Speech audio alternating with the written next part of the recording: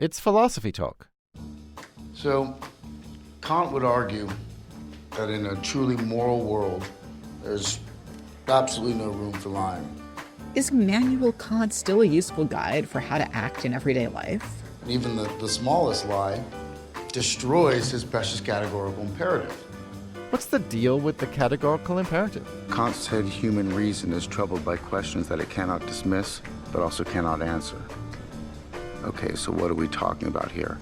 Morality, choice, the randomness of life, aesthetics, murder? How is it that you can think that human beings are such a mess and yet think that we're capable of so much more? Our guest is Karen Stohr, author of Choosing Freedom, a Kantian Guide to Life. What would Kant do?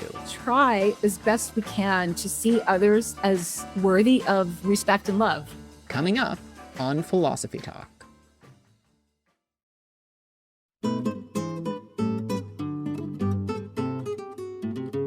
Can you reason your way into being a good person? Or are your feelings a better guide for doing the right thing? Should morality be the same for everybody? Welcome to Philosophy Talk, the program that questions everything. Except your intelligence. I'm Josh Landy. And I'm Ray Briggs. We're coming to you via the studios of KALW San Francisco Bay Area. Continuing conversations that begin at Philosopher's Corner on the Stanford campus, where Ray teaches philosophy and I direct the Philosophy in Literature Initiative. Today, we're asking, what would Kant do? I'm so excited about this show, Ray. Immanuel Kant is so fascinating. He was a German Enlightenment philosopher, wrote all those cool things about aesthetics, metaphysics, epistemology, ethics. Yeah, he was really big on reason, right? He thought the whole basis for morality was reason. Yeah, so do you think that's true? I mean, whatever happened to feelings, like empathy? Well, Kant accepted that feelings are important too. You're supposed to cultivate cheerfulness and, you shouldn't laugh at people in a mean-spirited way. But our emotions can lead us astray, and he thought we need reason to be an arbiter. Yeah, okay, but can't your reason sometimes get it wrong and your emotions get it right? Think about, like, Huckleberry Finn, right? Huck has a friend, Jim, who's a runaway slave, and Huck's brain tells him, gee, I'm supposed to turn him into the authorities, but his heart says no. Don't you think his heart is right? Of course his heart is right, but his brain has made a mistake. If he actually listened to reason, he'd understand that it's always wrong to use another person as a means to an end. But slavery is a system that uses people. It just treats them like objects. That sounds like Kant. Yeah, that's his categorical imperative. You should never use another person as a means to an end. Okay, that sounds good, but never? I mean, what about when I go to the bank to open an account? I'm not really there to have like a long conversation with a teller about how their day went and their kids and stuff like that. That relationship is purely transactional. They don't want to hear about my life either, right? I mean, so I don't know. Does Kant's rule always hold? Well, he doesn't think it's always wrong to benefit from a transaction. You just have to also recognize that the other person is a human being who matters. So you can't be rude to them.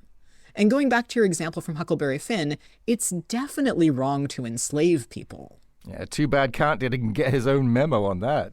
Yeah, for most of his life, he didn't actually think there was anything wrong with slavery, and he also said some really appallingly racist things. But if he just applied his own theory, he would have seen that slavery is wrong. But if he couldn't even apply his own theory, how can we expect anyone else to? I think this is a real problem for Kant's idea that we can, reason our way into being good people. That's a really nice ideal, but is anyone ever going to live up to it? Human beings are just too irrational. Well, we're never going to be perfect at it, but if you work on yourself, you'll get better. The more you practice overcoming your irrational impulses, the closer you'll get to being the kind of person you should be. That's the path to true freedom. Freedom? Where did that come from? You just told me that Kant thinks I have to obey a bunch of rules. Never do this, always do that. Oh yeah, people think that moral rules are constraining and you'd have more freedom if you just did what you want. But that's not true. All that happens then is that you're driven around by your emotions. You just reach for other people's plates whenever you're hungry and yell at them whenever you're mad. That'd make you less free, not more free. I'm not talking about being a jerk. I'm not talking about acting on a whim. I'm talking about living my own life.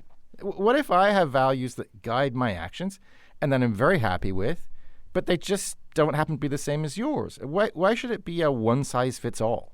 Well, Kant accepts that people can be different to an extent, but there are some fundamental principles we should all agree on. No murdering, no stealing, no lying, no mixing stripes and plaids. Okay, I agree about stripes and plaids and about murder, but I still think there are a lot of interesting questions about individual values versus universal rules. And our guest will help us answer them. It's Karen Stohr, author of Choosing Freedom, A Kantian Guide to Life. Speaking of a guide to life, what would Kant say about today's political situation? We sent our roving philosophical reporter, Sarah Lai Sterland, to find out. She files this report. Immanuel Kant is famous for his focus on reason and ethics. So I was intrigued recently when I learned that a group of Kant scholars faced a unique ethical problem. It all started when Russia invaded Ukraine. It was unprovoked, but this is what Russian President Vladimir Putin unleashed on Ukraine as the sun came up this morning. The Kant scholars had planned to celebrate his 300th birthday in 2024 in what is now known as Kaliningrad, Russia. That's where Kant was born. The scholars organizing the event are part of the Kant Gesellschaft. That's the original Kant Society that was founded in Germany to spread the Enlightenment philosophers' ideas. Everything was fine so far, and then the war started. Dietmar Heidemann is its primary chairman. I got emails in from all major Kant societies worldwide asking us, so what was going to happen, and then after a few days actually asking us to really revoke the decision. And to move the conference out of Russia because of the regime's aggressions against Ukraine and its citizens. But Heidemann got other emails that said that they should keep it there. I received these emails from Russia too, so do not revoke, just 1 or 2 weeks and then things are settled. Some Kant scholars wanted to wait and see if the conference could be salvaged. They worried that pulling out would further isolate their Russian peers, who were already in danger of blowback from their government. The Kant Gesellschaft's dilemma is one we all face in our globalized society. Should we isolate Russia because of the actions of its authoritarian regime, or should we engage with its citizens? It's one thing to boycott products, but should academics, who work in the realm of ideas, sever ties to Russian universities as well? I mean, the vision was to be doing something kind of good. Andrew Schignell is head of the North American Kant Society. I had this kind of missiological feel to it, where we should go into places that are intolerant in certain ways and try to speak our minds freely, as long as we're allowed to. To be clear, all of the Kant scholars I talked to for this story are against the war. But other philosophers worry that the Russian government would use the event to promote the idea that the scholars support its quote-unquote special operation. After all, the government did force the rector of Kaliningrad University to sign a statement supporting the war. I think Kant would have found that very problematic. He would have a really hard time signing a statement saying something that he absolutely didn't believe in. I mean, it's akin to lying in some ways. And Kant is, of course, a very famous opponent of lying under all circumstances. On March 15th, the North American Kant Society finally issued a statement. It called on the Gesellschaft to relocate the conference, saying that Russia's unprovoked attack violated international law. 11 days later, the board of the Kant Gesellschaft voted to move the conference to Bonn, back in Germany. It condemned Putin's regime and its actions. At the same time, it declared support for Ukrainians, as well as Russian scholars who oppose the war. Vadim Chali, a professor at the Immanuel Kant Baltic Federal University in Kaliningrad, has spent the past 3 years setting up the conference. He was disappointed by the Gesellschaft's decision. Obviously, a lot of our efforts were made redundant, and that could mean that Kant scholarship might become redundant. He worries that the events leading up to the conference are symptoms of a more sinister development. I would not place the blame on those who made the decision to move the Congress, because it's a more general process that is unfolding, and I think it's general anti-modern attitude that is prevailing nowadays in Russia. And Kant is, of course, a modern philosopher. I asked him how it feels being in Kaliningrad right now. A bit claustrophobic. We are a landlocked, a piece of land that is isolated and surrounded by obviously not very friendly neighbors, not very friendly at the moment. And the future is uncertain. I'm not so much worried about myself, but I have 3 kids, and I'm worried about their future. Perhaps we can take a lesson from the Kant philosophers. We should talk and reason with individuals in Russia, even as we condemn the brutality carried out by their leaders. For Philosophy Talk, I'm Sarah Lai Sterland. Thanks for that great report, Sarah. I'm Josh Landy. With me is my Stanford colleague Ray Briggs, and today we're asking, what would Kant do? We're joined now by Karen Stohr. She's professor of philosophy at Georgetown University and author of Choosing Freedom, A Kantian Guide to Life. Karen, welcome back to Philosophy Talk. Thank you. It's fun to be back with you two. Karen, I'm so happy you're back on the show. Last time you joined us, I don't know if you remember this, you were giving our listeners advice about their moral dilemmas, but you've just written a book about Kant, who's not exactly known for his pithy advice. What first got you interested in him? So I'm actually a Kant convert. I started out in philosophy in graduate school, not a big fan of Kant. I thought he was kind of boring, hard to read, and very sort of stiff and cold. But my dissertation advisor was a Kantian, and I greatly admire him as a human being.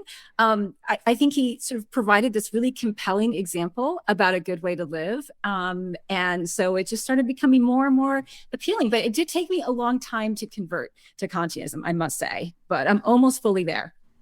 So what changed your mind, Karen? I think one thing is that I was able, in studying him more, I was able to move beyond what are sort of common impressions of him, sometimes even caricatures, and understand more about what was motivating him, what he thought was most important for us to understand about ourselves and other people. And I just started reading more broadly and realizing what an enormous range of topics Kant covered in his work. And I just kind of got drawn in. I found it to be a really helpful way of thinking about a lot of moral problems that interested me. I think it's a really rich and fruitful theory. Do you have a way of summing up like what the central compelling motivation is there? So what I think is really compelling about Kant is that he thinks that human beings are basically like a total mess in many ways, ethically, but he also thinks we have like this tremendous possibility that we can get a lot better. And I find that sort of comforting in a lot of ways, especially in the current environment. And so I think it was that part of his picture that drew me in. How is it that you can think that human beings are such a mess and yet think that we're capable of so much more? Yeah, he has that lovely line, from such crooked timber as humankind is made of, nothing entirely straight can be made, which sounds pretty bleak. Yeah. How does he also think, you can, I guess, get it a little bit straighter or something like that? Yeah, so, I mean, it is bleak. Kant's picture of human nature is pretty bleak. He is very worried about vice. In fact, he talks a lot about vice and the challenges that we face in trying to sort of get ourselves from not putting ourselves at the center of our moral universe, which is what he thinks we tend to do. Like, we tend to make the world all about ourselves. And we also have this propensity to like find other people super annoying. But we have to get over it. And Kant thinks that we can, and we can get over it in part by sort of letting go of a lot of the worst parts of our nature and sort of looking instead at what we're capable of doing and being. And that's where his focus on reason comes in, because he sees reason as our sort of our salvation, our way of straightening out that crooked wood. So why is reason the way to being a better person? So Kant is an Enlightenment philosopher, and the folks who know much or read much about the Enlightenment will know that one of the things that's characteristic of the Enlightenment is the tremendous faith that people had in the power of human reason. The idea that reason could take us forward, help us understand the world and our place in the world, make sense of things. It was a time in which there were tremendous developments in science and in many other areas. And I think Kant was part of that. His thought was that reason is something that we all share. It's something that we can all use in order to come up with principles and rules and systems by which we can all live together. And I think Kant really thought that reason was the key to becoming better ourselves as individuals, and also to making ourselves better as communities and nations, working toward peace, working toward better forms of human community. So he was really hopeful about what reason could do for us. I don't know if he would still be as hopeful if he lived in our world, but the Enlightenment was a time of hope. You're listening to Philosophy Talk. Today we're thinking about the moral philosophy of Immanuel Kant with Karen Stohr from Georgetown University. What's the connection between freedom and goodness? Can universal moral laws guide us through everyday dilemmas? And what exactly did Kant have against getting drunk and talking smack? Frenemies, dinner parties, and gossip, along with your comments and questions when Philosophy Talk continues.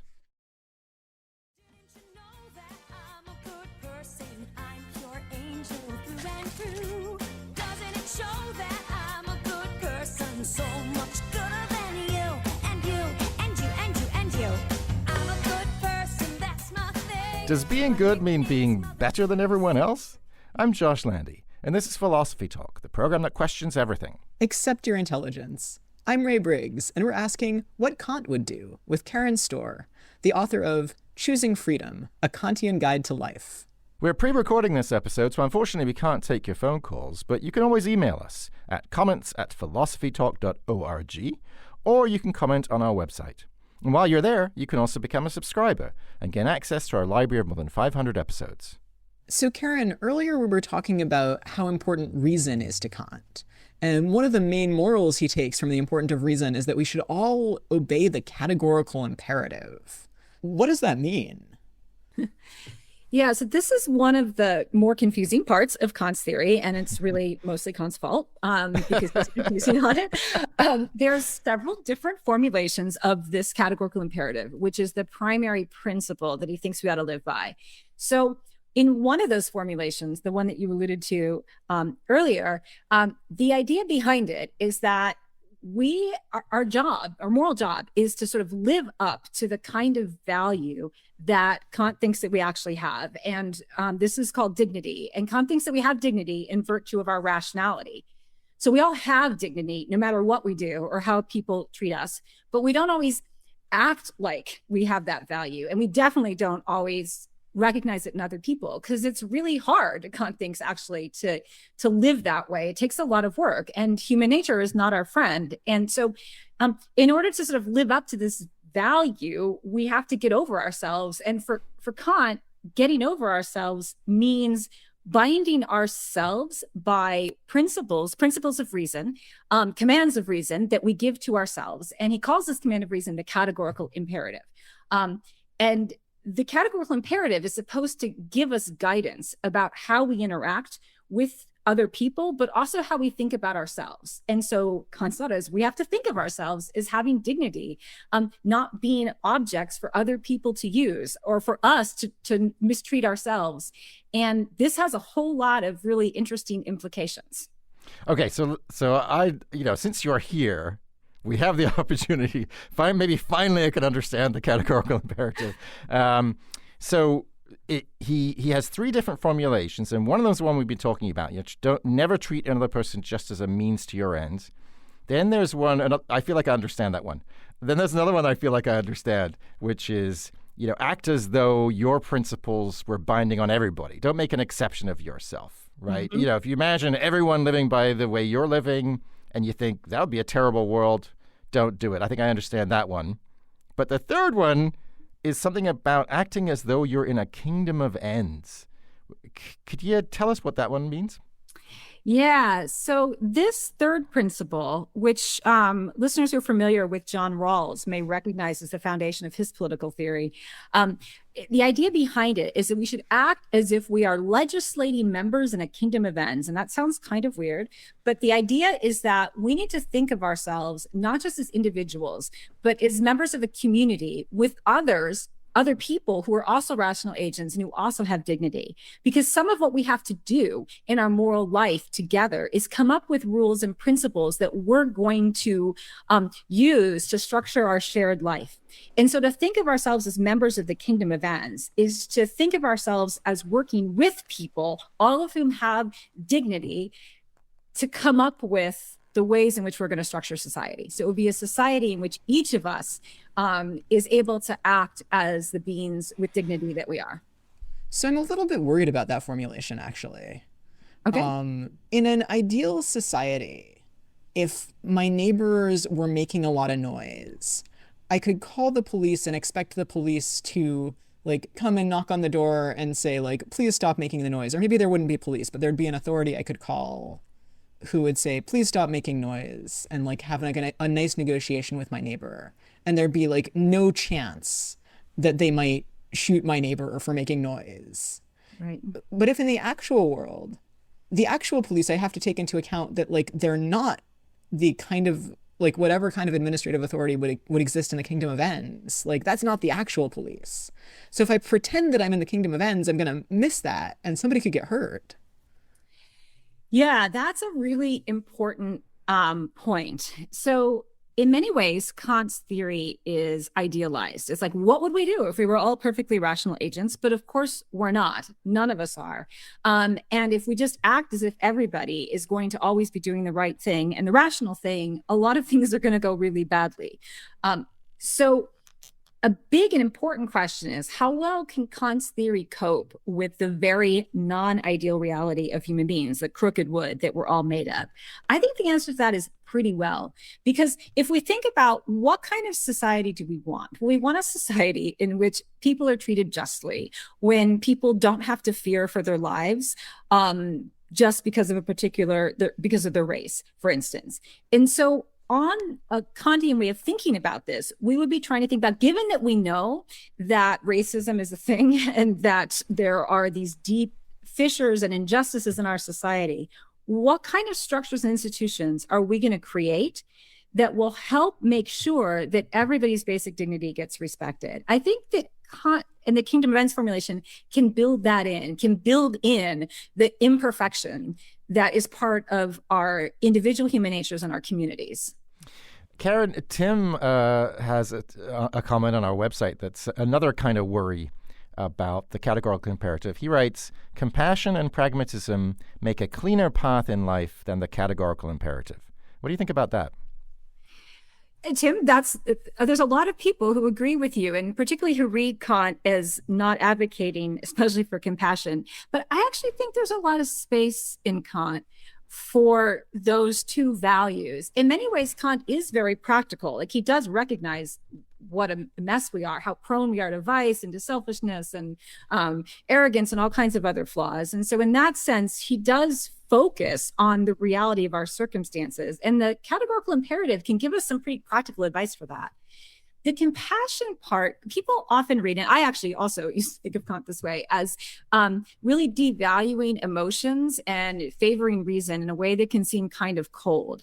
I think this is, to some extent, not the right picture of Kant, because I think that Kant actually has a lot to say about love. He thinks that he has this really interesting saying where he says that there's two great moral forces, respect and love. And respect tells us to keep our distance from people, and love tells us to come closer to them. And he really believes that both of those are important, that we do have to have compassion for people. We do have to cultivate sympathy. We do have to treat them as being really important. And that's going to call for compassion for us. Kant doesn't think that we can make our moral system rest on compassion, in part because he's a little worried that compassion is going to be too uneven of a principle. What if I just feel compassion for people I like and not for people I don't like? That's not going to be a good way to live my life. So he does want to found his theory on reason, not on emotions like compassion. But I think Kant would say that reason tells us to develop compassion and learn how to care about people. You're listening to Philosophy Talk. Today we're asking, what would Kant do? With Karen Stohr from Georgetown University. I want to ask more about Kant's theory in action. I don't know yet what he tells me to do. So if Kant were giving me advice about like how to arrange a dinner party, what would he tell me? Kant has a lot of opinions about dinner parties. So Interestingly, he thinks that dinner parties have moral importance. They contribute to our knowledge about the world, our information. We learn stuff through our conversations with people. And also they create a sense of fellow feeling. Like a good dinner party makes us like people better and feel better about human beings, like not hate people so much. But in order to pull that off, he has a lot of rules about how he thinks dinner parties should go, what people should talk about, what kinds of things you shouldn't do. Like he's very anti-competitive games because he thinks it makes people mad at each other. So he has some thoughts about how you structure a dinner party so that you can achieve these ends and everybody can go home feeling like they've made new friends and learned things. So we shouldn't play Risk or Settlers of Catan. I think it does depend. I mean, I don't know who I'll play games with. Obviously, it's a pretty competitive crowd, but he's probably thinking of gambling. But anything that sets people in opposition to each other, it puts them at odds with each other and makes them self-interested, Kant thinks is going to ruin a party. Can we at least gossip? Only if it's not mean. Kant thinks that he's not totally anti-gossip. He's anti-mean-spirited gossip just for the sake of doing it. So as long as you're not throwing shade, it's probably fine if you're just sort of spreading the news. Mostly because he thinks that when we gossip about people, especially if it's kind of nasty gossip, we're doing it because it makes us feel superior to them and it makes them inferior. And Kant thinks that's a problem because when we do that, we're setting ourselves up as being more important than other people in a way that he thinks the categorical imperative forbids us from doing. Because in reality, we're all equal to each other. And so our social practices have to reflect that.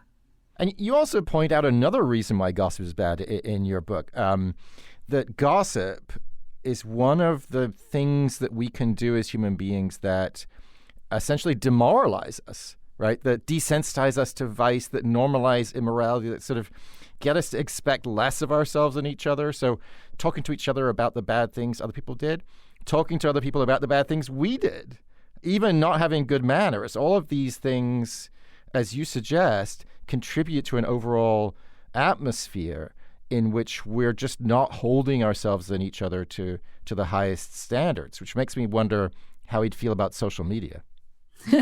Yeah, I don't think Kant would be too keen on a lot of social media. I mean, on the one hand, it's a good way to share information, which he is fond of. He thinks is really important. On the other hand, there's so much contempt and hatred flying around that it would be worrisome. Yeah, so Kant thinks that if human beings, given what we are, if we're left to our own devices to some extent, we're just going to end up hating people, having contempt for them. That it's very easy to fall into those patterns. And gossip and mockery, like nasty gossip and mockery and arrogance, there's a lot of different things that we do that contribute to this atmosphere. And Kant thinks that atmosphere is at odds with morality. It's at odds with how we're supposed to see people. And he also thinks it's going to throw us into a state of despair about the future of humanity and the world. And we really have to fight that. And Kant thinks that the way that we fight that is by doing our best to try to set up our social worlds so that we remind ourselves and each other of the value that we have, of our dignity, and try as best we can to see others as worthy of respect and love. Like that's the main moral challenge that Kant thinks we face. And he thinks it's really hard, but we really, really need to do it. I want to get back to applications because there's another big one we haven't talked about yet, which is lying. So Kant didn't like lying, which is not a surprise, but he really didn't like lying. So he has a famous essay where he argues that if a murderer is at the door looking for your friend and you're hiding your friend, you're not allowed to lie to the murderer about where your friend is. And that just seems striking. Like that's not what I would have thought was the morally right thing to do. Can you say something about that essay? Yeah, so that essay, probably people who don't like Kant, that's often the essay they point to. Like this guy is just what can we do with him? So I think this is a place where Kant is really misunderstood. So in that essay, he does indeed say you must tell the truth to the murderer, but it's a very weird case because for whatever reason, this murderer knocking at your door has, in the way that he set it up, has some kind of authority to demand that you answer him. So Kant does not think that you have to answer every question that people ask you, because that would be clearly unreasonable. But for some reason, this way that it's set up, the murderer has some authority to make sure that you answer. And Kant does say that if you're when you answer him, like, hey, is your friend in the house? That your answer has to be truthful. But it's not because you owe it to the murderer. Kant is really explicit that you don't owe it to the murderer. It's because he thinks we owe it to society more generally to be truthful. So Kant basically thinks that society can't function. There can be no such thing as a community unless there's truth. That the trust that a commitment to truth-telling generates is absolutely foundational to our capacity to do anything at all. To assume that, bridges won't collapse as you drive your car over them or walk over them, to assume that the medicines that you take is safe. All of these things that we do in our ordinary life depend on our capacity to trust other people to tell the truth. And this is why Kant cares so much about truth and why he thinks we have to commit ourselves to a principle by which, if we're ever putting ourselves forward as telling the truth, if I'm ever saying to you, like, okay, Ray, I'm going to tell you the truth now, what I say has to be true as far as I know. That for Kant is foundational to having community at all. And that's why he takes it so seriously. I think I'm still worried about the conclusion that he comes to. Partly because, I can't imagine what kind of authority that the murderer could have that would make me owe him information at all. It seems like one of the other things besides honesty that we should expect from each other in society is a respect for, us to protect our own information and to lie if necessary, rather than have people pry into our lives. So I'm worried that, the verdict in that case doesn't take adequate account of that, of the right to not be looked at and not have your life pried into. So Kant would agree with you about the importance of not having people pry into your life, I think. And, it is a really weird case. I can't even imagine a situation in which the murderer has authority. It's almost like you're under oath, the way that he sets that up. And so what is a situation where the murderer would have the actual authority to demand an answer from you? Because much of the time we don't. Or most of the time we don't. We ask a lot of really nosy and intrusive questions, and Kant does not think that we have to answer them. It's more that if we do answer them, what we say must be true, because deliberately lying is the wrong way to go about defending yourself and other people from evil.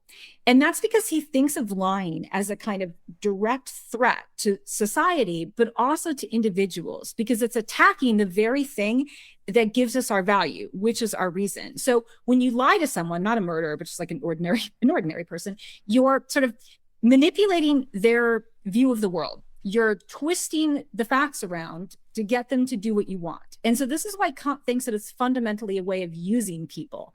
And Kant thinks we're just not entitled to do that, even if our motives are good. So Kant is also opposed to white lies. I'm just lying to you because I don't want to hurt your feelings. Kant thinks that's patronizing, that I'm presuming that I know better than you do what's in your interest. And so Kant actually wants us to preserve a lot of space for the use of our own reason. And some of that is going to be defending ourselves against people who ask us nosy questions. And some of it is also going to be allowing or sort of making sure that the facts are the way that we understand them. And for that, it's a cooperative enterprise, which is why he thinks we really owe each other the truth when we are purporting to tell each other the truth. You're listening to Philosophy Talk. Today we're thinking about Kant and morality with Karen Stohr, author of Choosing Freedom, A Kantian Guide to Life. Why is reason in such short supply these days? How can we get people to stop lying so much? What would Kant have to say about alternative facts? Kantian wisdom for the 21st century, plus commentary from Ian Scholes, the 60-second philosopher, when Philosophy Talk continues.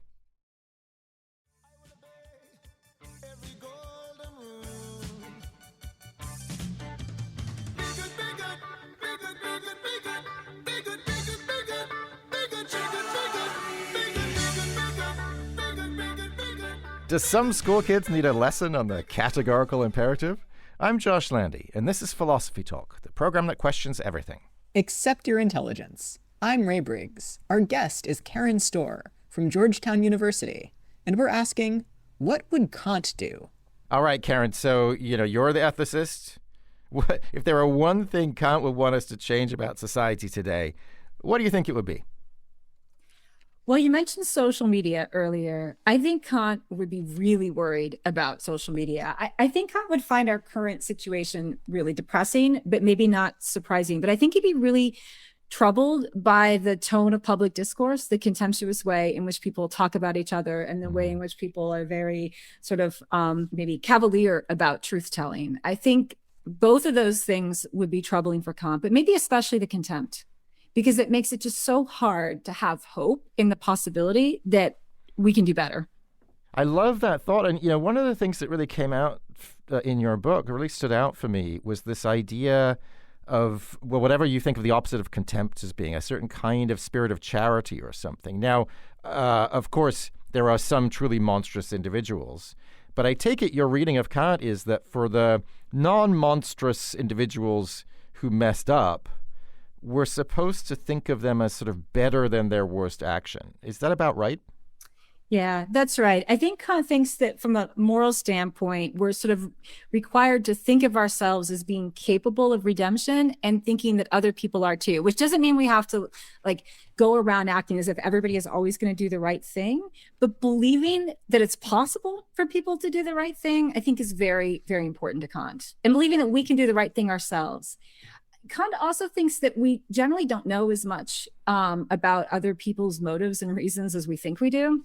We don't even know that much about our own motives. And so that's another reason to be charitable, which is that we don't really know what's motivating people or why they're acting the way that they do. And so being charitable about what people are doing and what their motives are and whether they can do better in the future is really central to how Kant thinks we should think about each other. I feel like this raises a bunch of interesting moral issues about how you should treat somebody who you know has just done a bad thing. Because one consideration is, yes, they're a human being. Another consideration is you'd like to stop them from doing bad things in the future as much as you can. Would Kant recognize that second consideration as morally relevant, or does he think that recognizing the person's humanity always overrides any impulse to stop them from doing bad things in the future? I think he actually thinks they're compatible, that it's incredibly important to hold people accountable for what they've done, their bad actions, but that is actually a way of treating them respectfully, because it is engaging with them and being like, you messed up, and we expect you to do better. You can do better and you must do better. So I think that Kant thinks that becoming angry with people and criticizing them for what they've done, as long as it doesn't break out into contempt as if they're completely worthless and hopeless, but criticizing, being angry, calling people to account, calling people on what they've done, all of that is compatible with respecting them as a rational agent. Right. So how do I draw that line in practice? Does he have any examples that I can work from? Yeah, so he has this interesting passage in the Doctrine of Virtue where he talks about correcting people's errors. And here he's mostly talking about having discussions with them, not necessarily their moral errors. But he says we have a duty to correct errors in people's reasoning. We can't let untruths just go unchallenged. But we have to correct those mistakes in ways that preserve people's respect for their own understanding. So we're all familiar with this, right? Of messing up and having somebody completely bash us and treat us as if we're complete and total idiots, versus someone who's yeah, okay, that wasn't right, but here's what went wrong and here's how you could do better. Kant thinks that what we have to do is engage in those hard conversations in ways that leaves everybody with a sense of their own self-respect and what their own capacities are. That's the only way he thinks we can make progress. If we just dismiss people completely or act as if they will never, ever be able to contribute constructively to any conversation, I think Kant would say that's disrespectful. I also find it interesting. So we've talked quite a bit about the kind of situation where we owe something to other people and what Kant has to say about what we owe to other people, even in contexts like a dinner party or gossip. But what's fascinating to me is he also has things to say about our duties to ourselves. And that, from 30,000 feet, that seems a little surprising that Kant would say, hey, you don't just owe other people to be charitable to them and to not gossip about them and to tell them the truth and things like that, but also you have a duty to yourself to achieve what you're capable of. Where does that idea come from? Yeah, this is a great question because Kant actually thought that respecting yourself is the sort of primary way in which we come to understand what respect really means. That we have to realize that we have value, and there's sort of two different ways we have value. We have value as ourselves as a rational agent, which means that we have rights to things. We shouldn't be servile. We shouldn't let people walk all over us or take advantage of us. Kant thought that was really, really important. But it also meant that we had to take ourselves seriously and our own development. So Kant thought we had a duty to what he called cultivate our talents, or we might say to sort of make something of ourselves. The self-respect tells us to, to do what we can to improve ourselves in a wide variety of ways. And this is really central for Kant to having self-respect and sort of claiming our status in the world. That's a little trickier than the duty not to lie to people. Because the duty not to lie to people, all I have to do is like not say stuff that is not true. It's really easy. But how much of myself do I have to make something of myself? Yeah, that's a really good question. I think it's going to depend on our circumstances. I think Kant would think that if you spend all day lying on your couch and like scrolling through Instagram and eating Cheetos, that you're probably not living up to your potential. But I'm really good at scrolling through Instagram. Could be really good at scrolling through Instagram. Yeah. There could be pursuits that you become skilled at. But I think Kant thinks he thinks we naturally do want to contribute to the world. And as a matter of self-respect, we should.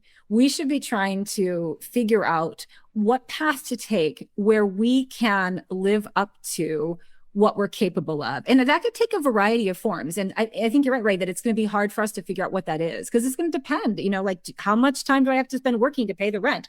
Do I have enough money to pay for my education? Or there's a lot of who do I have to take care of? There's a lot of ways in which you can sort of carve out a life that will be compatible with self-respect.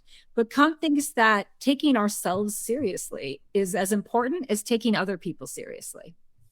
I think that this is lovely. I think it's a side of Kant that we don't hear enough about. We hear about Kant, the rationalist and the categorical imperative person, and all of this stuff. But what's coming out of our conversation is he isn't just a rationalist. He believes in cultivating a virtue of sympathy, and reason isn't enough, right? Goodness isn't enough. You also have a duty to yourself. Reason isn't enough. You also need sympathy. You also need a grateful disposition. You also need hope. You also need cheerfulness. And you also need a community. And that's a question I wanted to ask you about, Karen. Why does Kant think it's so important, that we can't do it on our own? We can't become a better person, a good person, a person who takes care of other people and also fulfills our duties to ourselves. Why can't we do that on our own?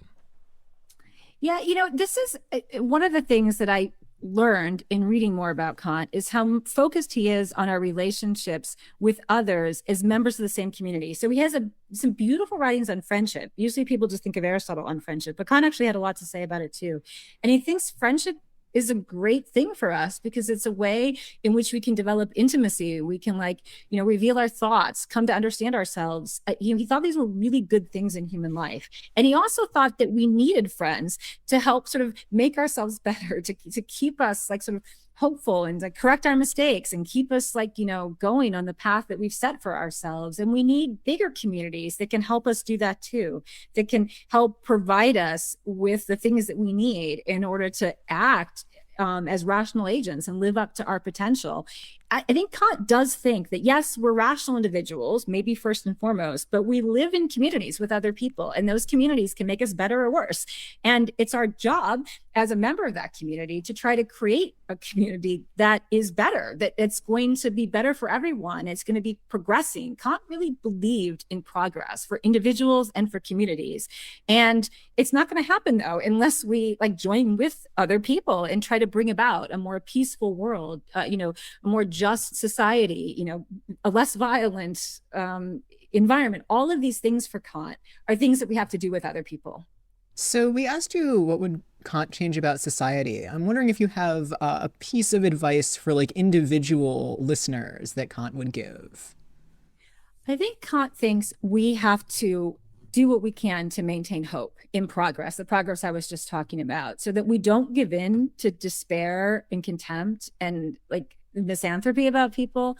And so looking for ways to find hope, there's this great line from Mr. Rogers of all people. He has this thing about when tragedy strikes, you should look for the helpers. This is what he used to tell little kids. I actually think Kant would say that's pretty good advice. Like, look for the helpers, look for the people who are trying to make things better. Even in the world that's a mess. So look for them, take inspiration for them, and then go join them. I think that's what Kant would say. Karen, when I think of people who are making things better, I think of you. I want to thank you so much for joining us today. Thank you for having me. This has been so much fun. I appreciate it. Our guest has been Karen Stohr, professor of philosophy at Georgetown University and author of Choosing Freedom, a Kantian Guide to Life. So, Ray, what are you thinking now?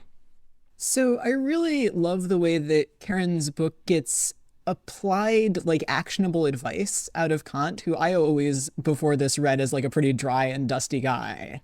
And I want to also recommend Karen's Ask a Coronavirus Ethicist column in the Washingtonian magazine for its advice at the beginning of the pandemic.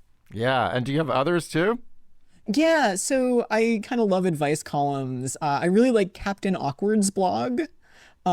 Danny Lavery was Dear Prudence and was my favorite Dear Prudence. And he now has a podcast called Big Mood, Little Mood, which is a sort of continuation of that.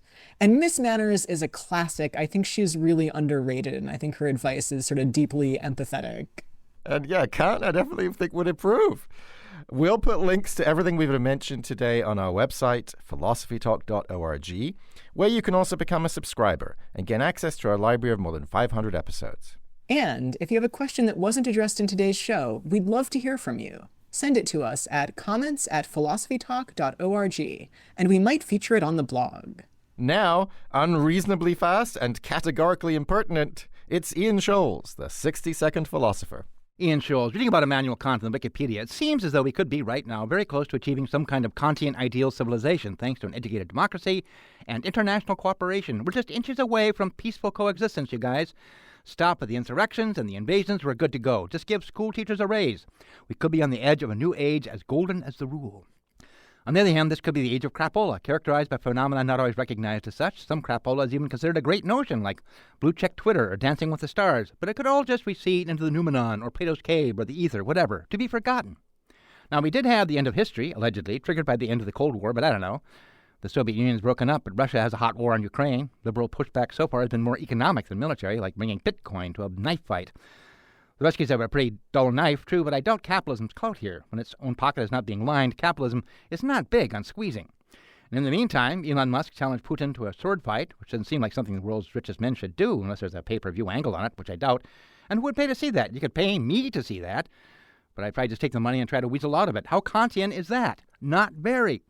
It's like God gave us flying saucer sightings and LSD just to debunk the noumenon.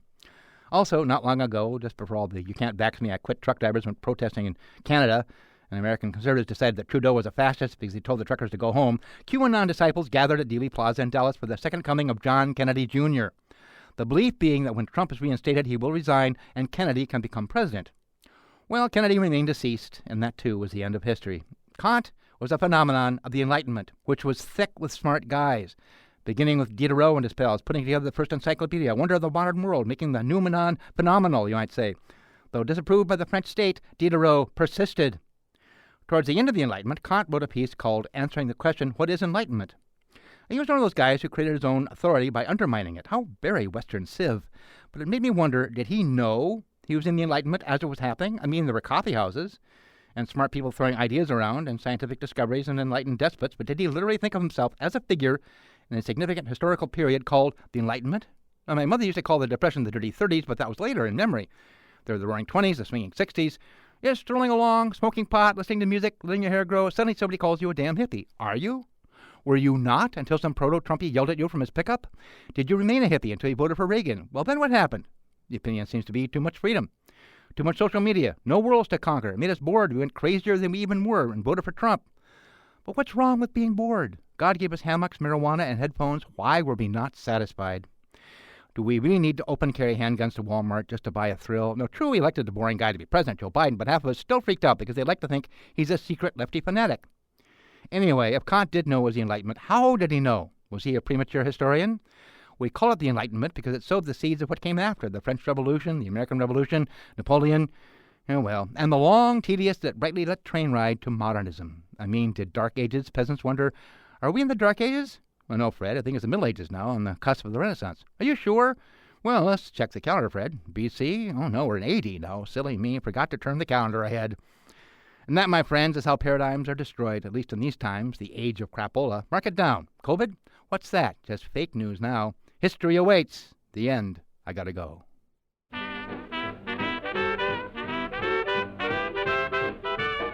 Philosophy Talk is a presentation of KALW San Francisco Bay Area and the trustees of Leland Stanford Junior University, copyright 2022. Our executive producer is Ben Trefny. The senior producer is Devin Strolovich. Laura McGuire is our director of research. Thanks also to Merle Kessler and Angela Johnston. Support for Philosophy Talk comes from various groups at Stanford University and from subscribers to our online community of thinkers. The views expressed or misexpressed on this program do not necessarily represent the opinions of Stanford University or of our other funders. Not even when they're true and reasonable. The conversation continues on our website, philosophytalk.org, where you can become a subscriber and gain access to our library of more than 500 episodes. I'm Josh Landy. And I'm Ray Briggs. Thank you for listening. And thank you for thinking. It's Immanuel Kant. Duty, sublime and mighty name that embraces nothing charming or insinuating but requires submission. Every year, 1 million freshman philosophy students read that sentence and change their major.